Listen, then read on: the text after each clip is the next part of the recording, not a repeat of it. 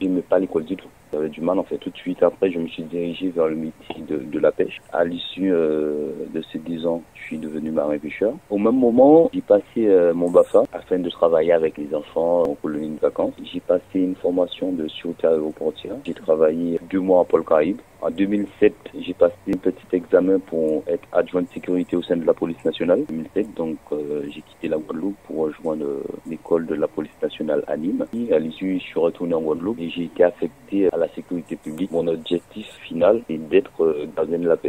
Et à l'issue, j'ai repassé le concours. Je l'ai passé 2 fois où je pouvais prendre des cours par correspondance ou des cours individuels. Donc j'ai cherché sur Internet et j'ai trouvé le site FM, fonction publique. Je les ai contactés, très sympathiques. Donc je les ai expliqué un peu mon problème. On a commencé à bosser ensemble, faire une remise à niveau.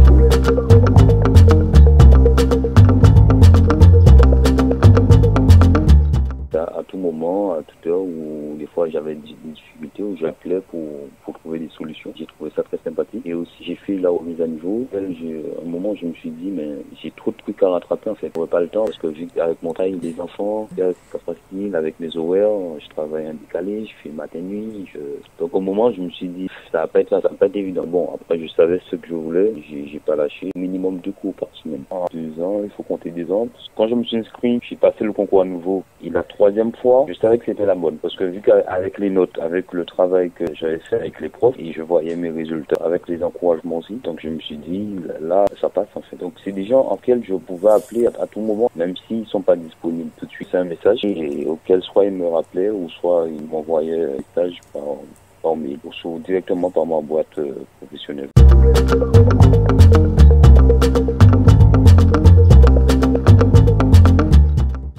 Ah oui, ça m'a beaucoup aidé, beaucoup motivé aussi. Je pense que c'est plus ça qui m'a motivé, pouvoir trouver des solutions, de pouvoir comprendre des choses. C'est comme je vous ai dit, j'ai quitté l'école assez tôt, donc ça n'a pas été évident. Je pense par rapport à l'appui, les encouragements, et ça qui a fait que j'ai pu réaliser ce que j'avais envie de faire.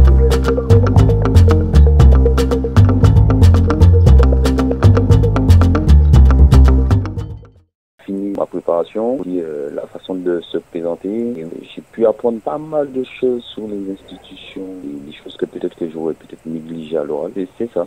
Ça m'a donné une vision plus large de zéro. Parce que je me suis basé plus sur les missions de la police, sur les différents services. Mais non, avec l'appui de Madame Rivon, j'ai vu la chose autrement.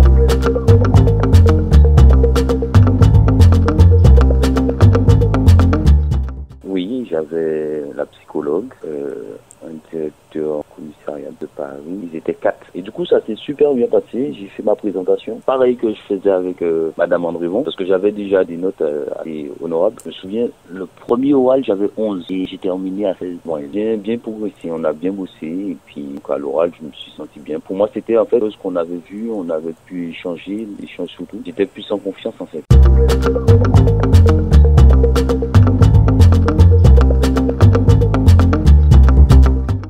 Quand j'ai été à l'IS, j'ai pu voir le métier vraiment du policier. Et c'est un métier, même avant d'être à l'IS, c'est un métier qui m'attirait. Comme l'armée, c'est des métiers qui m'attiraient énormément. Je me dis, mais c'est ça que j'ai envie de faire. C'est ça qui me ressemble, c'est ça qui va me plaire. Au contact des gens, aider les gens. Il y a ça aussi, un métier physique et un métier aussi. Chaque jour, c'est un truc différent. On n'est pas pareil. Et ça, je trouve ça magnifique.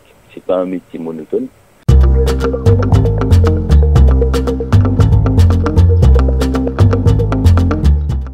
Ma méthodologie, j'ai mise en place par rapport à mon travail, par rapport aux enfants.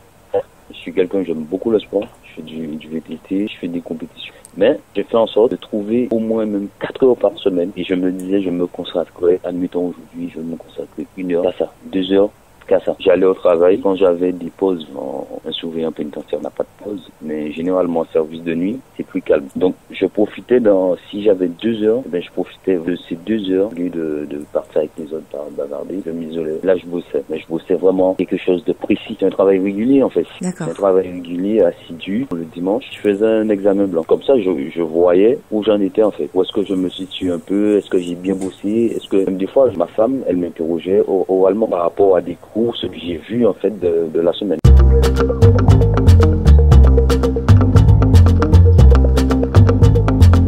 Je travaille beaucoup et la persévérance en fait, de croire en soi, croire en ses rêves. Puis pour moi, un rêve n'est jamais trop grand pour celui qui y croit. Parce que moi, si je prends mon cas, je pars vraiment de bas et de très loin. Tout en sachant le concours de gardien de la paix, c'est un concours niveau bac. Et moi, j'ai même pas le brevet des collèges. Je travaille de manière productive, de se concentrer au maximum. Moi, des fois, je restais 2 heures, j'éteignais le portable, j'éteignais tout. C'était mon monde à moi. C'était ça que j'avais envie de faire, c'est ça que j'ai envie de réussir. Donc, je me suis donné le moyen.